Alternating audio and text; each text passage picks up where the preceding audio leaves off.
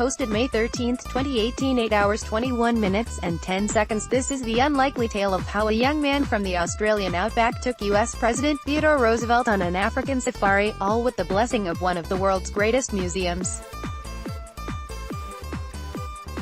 The young fellow also wrote about the execution by the British of Boer War soldier Breaker Morant. The adventurous Australian's name was Victor Newland, but, as his granddaughter Leonie Matheson explains, his family simply called him Marra. He was born in 1876 on the Marra station up on the Darling near Wilcannia. Mrs. Matheson said, "Marra is actually his middle name, which is why we called him that." One of Victor Newland's defining characteristics was, obviously, a great sense of adventure. When the Boer War broke out in 1899 between the British and Dutch settlers in South Africa, Newland joined the South Australian Mounted Rifles. Mrs. Matheson said the advice Newland received from his own father before setting off was a little brutal. He said, "I don't expect you to win the VC, Victoria Cross, but if you are a coward, don't come home." Not exactly encouraging, is it? And not necessary, as it turned out, either. Victor Newland earned the Military Cross. Once the war was over, Newland and another South Australian, Leslie Tarleton, decided to stay on in Kenya and start a business. Their firm, Newland and Tarleton, ran safaris for wealthy hunters, businessmen, aristocrats and even presidents. An African safari with a U.S. president. According to Professor of American History, Don DeBatz, it is no accident the 26th U.S. President, Theodore "Teddy" Roosevelt, ended up in Africa in 1909. Roosevelt had a habit of retreating to wilderness areas at change points in his life. Dr. DeBatz said, his first wife died just after their first child was born, and then his mother a few hours after that.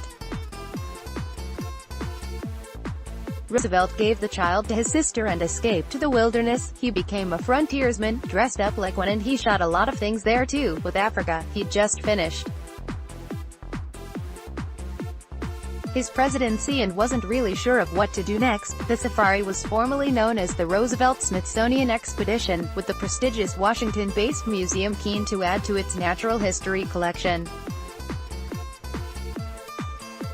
Mrs. Matheson said it was a vast undertaking, lasting 9 months. With the Roosevelt expedition, it was up to grandfather to provision it. He stayed in Nairobi to do that, while Tarleton went out with them. The safari party, Mrs. Matheson said, the food came from Fortnum and Mason in London. There were gun carriers, blankets, sheets, undersheets, tents, baths, chairs, tables, everything had to be carried. I know on the Roosevelt expedition they allowed 30 porters per person. It was extraordinary. I don't know how Victor Newland, did it. I find it hard to forgive. Killing 11,000 animals. The scale of the safari was only exceeded by the extent of the slaughter. Thousands of animals, many of them rare species, even in 1909. That horrifies both Dr. DeBatz and Mrs. Matheson, but it also points to complexities and contradictions at the heart of Roosevelt's character. I find it very hard to forgive killing 11,000 animals, but as a politician Roosevelt did all manner of courageous and good things, and he did some pretty awful things too. He was not a straightforward person, despite his image, Dr. DeBatz said.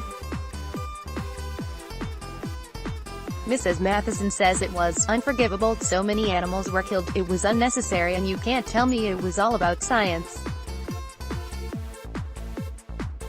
They even shot a dormouse.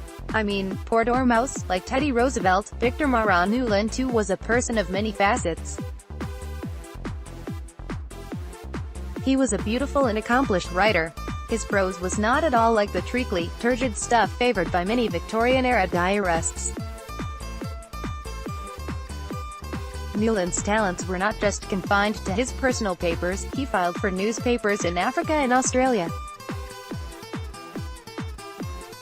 Victor Newland knew Breaker Morant, the famous horse trainer whom the British executed for killing Boer prisoners of war. Ms. Matheson still has her grandfather's typewritten account of Morant's final moments before the firing squad. There's no mention of the famous line used in the film, "Shoot straight, you bastards," but the breaker's defiance is clearly there. I catch a glimpse of tawny, fearless eyes, alight with understanding and pity for the man who must call death upon him.